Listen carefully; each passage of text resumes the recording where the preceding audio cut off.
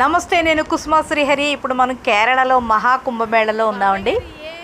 ఇది కేరళలో తిరునవాయ అనే ప్రదేశం. 271 సంవత్సరాల తర్వాత మళ్ళీ ఇక్కడ కుంభమేళ చేస్తున్నారండి.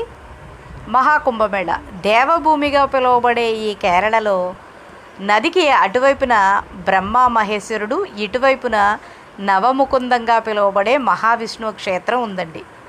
ఇక్కడ పితృకర్మలు, పుణ్య కార్యక్రమాలు ఎన్నో చేస్తారు.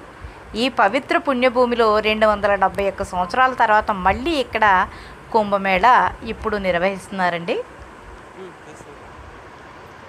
చాలామందికి తెలియలేదు, ఎందుకంటే కేరళ ప్రభుత్వం అంతగా ప్రాచుర్యంలోకి ప్రచారాలు చేయలేదు కనుక. ఇది జనవరి 18 మొదలైంది, ఫిబ్రవరి 3తో ముగుస్తుంది. మేమే ఇక్కడ ఉంటున్న లేటుగా తెలియటం వల్ల ఇప్పుడే వెళ్ళి రావటం జరిగింది. నవముకుందన్ అని పేరు ఎందుకు వచ్చిందంటే 9 అన్నదమ్ములు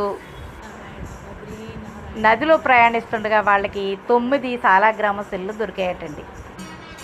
9 సాలాగ్రామ శిలల్ని తీసుకొచ్చి ఏ ప్రదేశంలో ప్రతిష్టాపన చేస్తే బాగుంటుందని అంతా నెతగ్గా ఇది నీలా నది.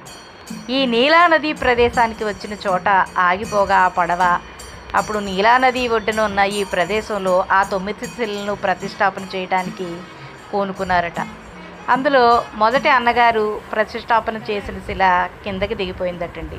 అలాగే 7 అన్నదమ్ములు, మొత్తం 8 అన్నదమ్ములు ప్రతిష్టాపన చేసిన శిలలన్నీ భూమిలోకి దిగబడిపోయాట. 9వ వాడైన ముకుందన్ అనే అబ్బాయి తమ్ముడు, ఆఖరివాడు చివరివాడు ముకుందన్, ఒక శిలని మనస్ఫూర్తిగా ప్రార్థించి సంకల్పం చెప్పుకుని, నిన్ను ఇక్కడ ప్రతిష్టాపన చేస్తే రోజు నీకు పూజ, దీపారాధనలు, నైవేద్యాలు సమర్పించి అలాగే కలవ పువ్వుల మాల సమర్పిస్తానని ప్రార్థిస్తే అక్కడ ఆ మహావిష్ణువు సాలాగ్రామ రూపంలో అక్కడ ప్రతిష్టాపన జరిగిందటండి. అప్పటి నుంచి ఎంతో విశేషంగా ఇక్కడ పూజలు జరుగుతాయి. ఇది ఇప్పటి సంగతి కాదు, కొన్ని వందల వేల సంవత్సరాల కిందటి సంగతి మీకు చెబుతున్నాను.